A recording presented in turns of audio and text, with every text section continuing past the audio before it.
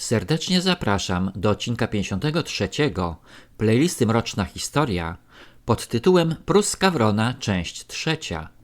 W poprzednim 52 odcinku opowiedziałem o 2 teoriach dotyczących zakonu świątynnego. W tym odcinku opowiem o przypuszczalnym autorze niektórych stopni w masonerii. Wydaje się całkiem prawdopodobne, że pewne dokumenty dotyczące historii zakonu i masonerii zostały odkryte lub sfabrykowane pod kierunkiem Fryderyka Wielkiego.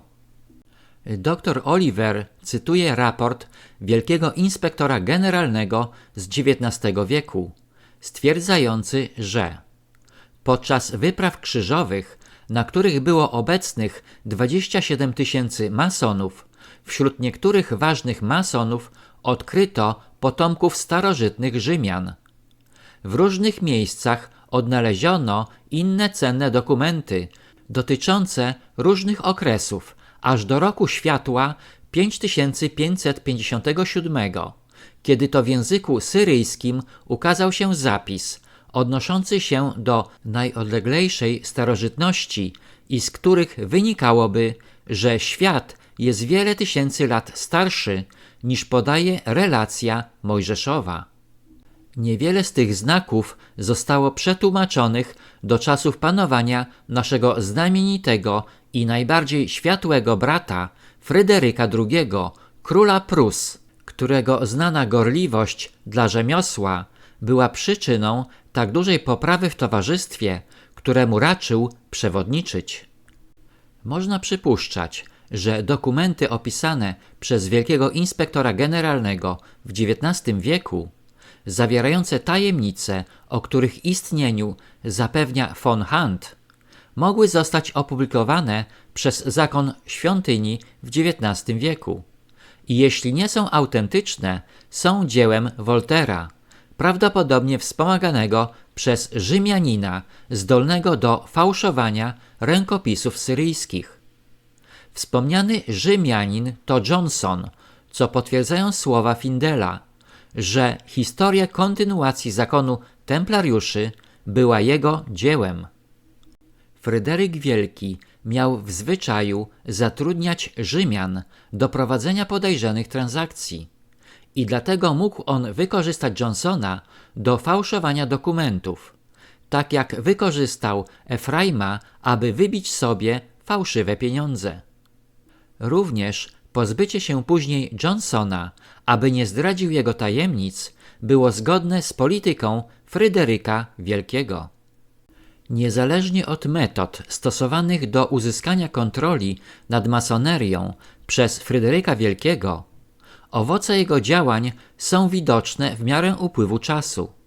W 1786 roku rytuał doskonałości został zreorganizowany i ponownie ochrzczony starożytnym i uznanym rytem szkockim, czyli pod szkocką przykrywką dla rytu pruskiego.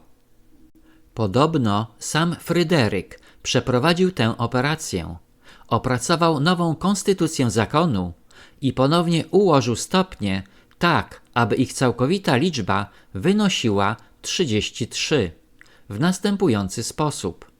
Stopień 26. Książę łaski. 27. Najwyższy komandor świątyni. 28. Rycerz słońca. 29. Wielki szkocki rycerz świętego Andrzeja.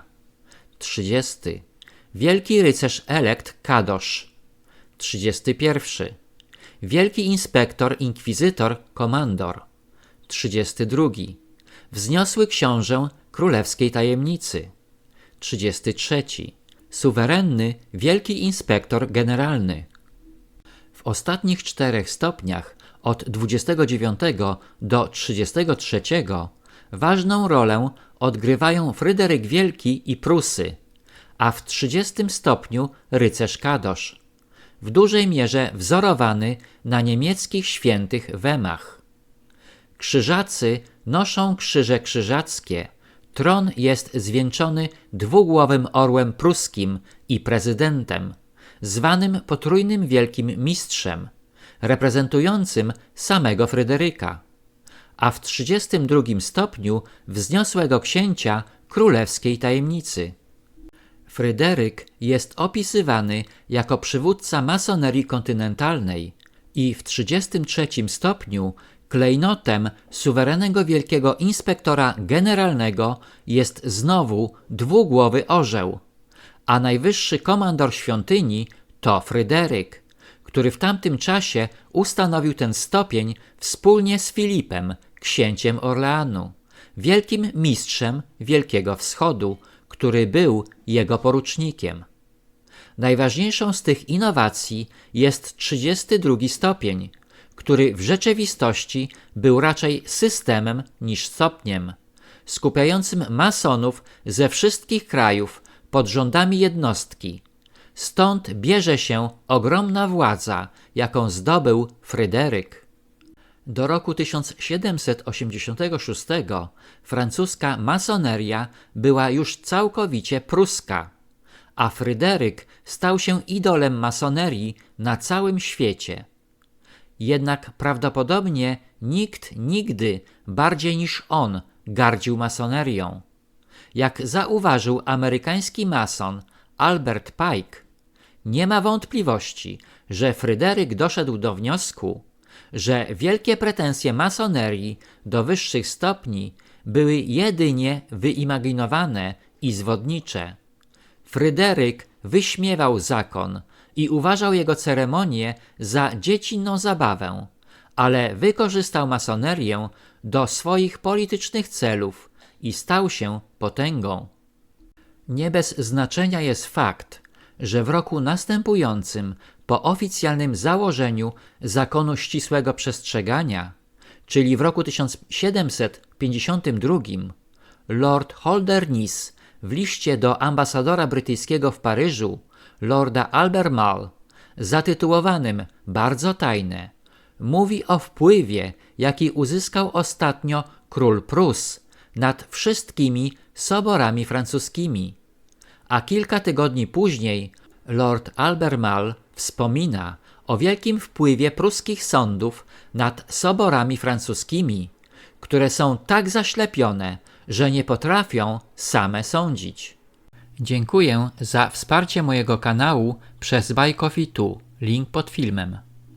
Na tym zakończę odcinek 53, w którym opowiedziałem o pochodzeniu i znaczeniu niektórych wyższych stopni w masonerii rytu szkockiego dawnego i uznanego. Serdecznie zapraszam do odcinka 54 pod tytułem Pruska Wrona, część 4.